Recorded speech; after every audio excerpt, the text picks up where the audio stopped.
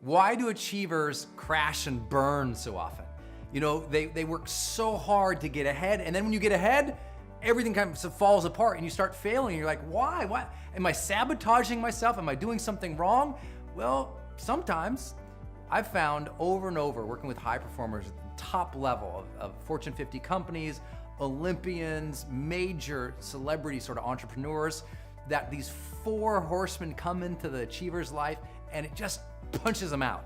And it's like, if you understand these 4 and you watch out for them, then you can maintain your success longer. But if you get trapped into these 4 things, you're in trouble. Here we go. Number 1 reason achievers start to fail is they start to feel like they have to help everybody. You know, you got some success in your life and all of a sudden, you know, some family and friends come out of the woodwork and they need some help, assistance, money. They have new projects for you, new ideas for you. They want you to help their dreams come true. And all of a sudden you start finding yourself spread too thin, helping everybody. The community comes up and they say, hey, could you give us some scholarships? Hey, could you fund this nonprofit opportunity? As you get more success, more people want you to serve. And while that's a good thing, it also ends up diluting your focus. And now you're trying to help everybody because you can. You know, one of the hard parts about being an achiever is everyone looks to you for help. And because you succeeded, and the only reason you succeeded is because you had a big heart and you had compassion for other people, now you feel like you have to help everybody and you burn out. You get exhausted. And you think, gosh, you know, I used to be able to really focus, but you lose all that focus helping too many people. So watch out for that. Are you currently helping too many people? Because it's an issue. There's a balance. There's a fine line of serving others versus burning yourself out. And if you feel like on your path to achievement, you were really focused and now you're too dissipated, beware. That's where you'll start to fail. Because that leads us to the number 2 reason people start to fail, is they lose focus. Your projects and your mission was this. Now you've succeeded at it and you have other people to manage it, or it just runs by itself. And now you can go focus on all your other projects of passion. And now you're like, oh, I'm interested in that. I'm interested in this. I'm interested in this and this. And you lose focus, not just helping other people, but in taking on too many projects of your own that you're excited about. Now you've got 50 hobbies. You didn't have all these hobbies before, so you achieved. Now you've lost your focus and you start to lose. So be very cautious of taking on too many passion projects in a row. Take on too many at the same time. Remember, if you take care of your health and God bless, you're gonna live a long while. You know, life has a way of like giving yourself time to do things, I should say. You know, don't try and smack it all in. Just because now you have success and money doesn't mean you have to do everything at once. Just because you have some taste of success doesn't mean now you have to, oh, now I have permission to do everything because I succeeded. Actually, the reason you succeeded is because you focused narrowly on one thing over a period of time. So I'm not saying you can't do lots of other things now. I'm saying just do them slow, like pace them out. Take on a new project, do well at it. New project, do well at it. In my own life, in my own career, what I tended to do is I built one brand or one new product or service offering for my audience per year. Just one. Now, when you look at my arc of my career, it looks like, well, Brendon, he does all these things. He does all these books and all these courses and he's everywhere. Really, I was just doing one new thing a year.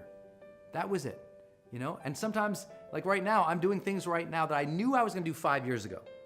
But I didn't try to take it on 5 years ago because I knew that would lose focus from a project I was working on then.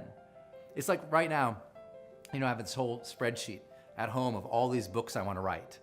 If I started trying to write all of them right now, none of them would get written. It's one thing at a time, man. That's what made you successful the first time. That's what's gonna keep you on the path of success.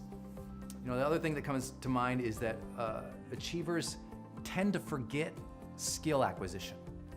They got the skill, they became successful. Now they're successful, they're good at it, they just keep doing the same thing, running the same route, but they're not training anymore. They're not going to the conferences anymore. They're not exploring and innovating and trying and testing the boundaries. They're not trying to get better, they just settled at where they're at. And because they settled at that skill level, their achievement kind of hits a ceiling. And over a period of time, also because they settled at one skill level, they get restless and they get bored with what made them successful. So they try everything else to feel filled up and happy. So achievers, keep learning. Keep developing your skill at whatever that project was. Keep pushing the boundaries at whatever it is. You don't need a new business or a new career. You need to re-engage with what you're doing and push yourself again. But that's what people do. They don't feel the push in this one thing, so they say, oh, I'm gonna go with the push in all these other areas, because these other areas bring novelty and growth. And that's what we want, right? We want novelty and growth. So we already succeeded at this. I'm bored with it. I'll go get novelty and growth in all these other areas, and this thing that made us successful starts to fail. So beware of seeking too much novelty and growth in other areas. Get novelty and growth in what you're already succeeding at, if you still love that thing that you are succeeding at. Should make sense, right? And I would say the last part about is, the reason people fail is because as much as they've achieved success, they never allowed themselves to feel it. They never integrated the successes. So they're on this never-ending treadmill that burns them out, and as they burn out, they succeed less. And that comes from a place where psychologically, they never allowed themselves to feel joy, satisfaction, or pride, or even contribution from doing what they're doing. Everyone else identifies them as a success, but they haven't internalized it and said, you know what? I am a success. I'm good here. I'm happy here. I'm doing a good job. I'm still challenging myself, but you know what? I have a pride about what I'm doing. So I don't need to go chase 50 new things hoping to fill myself up and find some fulfillment. I'm able to feel fulfillment in the moment because I integrate it. I allow myself to feel the emotions that come from doing a good job. And if you never allow yourself to feel good about what you've achieved, then you'll always be on this never-ending treadmill to find the next new thing. And so achievers, give yourself some credit. Achievers, take a moment to pause at the end of the night and feel a sense of gratitude for what you did do today. Achievers, have a practice where you reflect on what you've done with your family and your friends and your team, to celebrate it and to feel it and to own it, so that the achievement journey itself feels worthwhile. Because if it feels worthwhile, you won't abandon it. If it feels worthwhile, you'll keep doing it, you'll keep climbing, you'll keep innovating, you'll keep contributing, you'll keep feeling what we call the charged life.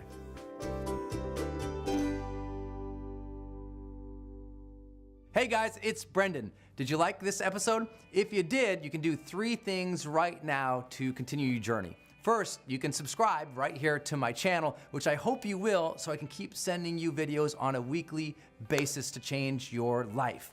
Second, you can get my brand new book for free by clicking the link right here. And third, you can also go to my website, sign up for my newsletter so that I can send you free offers, free products, free programs, updates on my events, new podcasts, and everything else that we don't do on this channel here. If you'd like to do that, just go ahead and click any of these buttons you see right here. Look forward to seeing you on the next video. Until then, go out there every single day of your life, live fully, love openly, and make your difference today.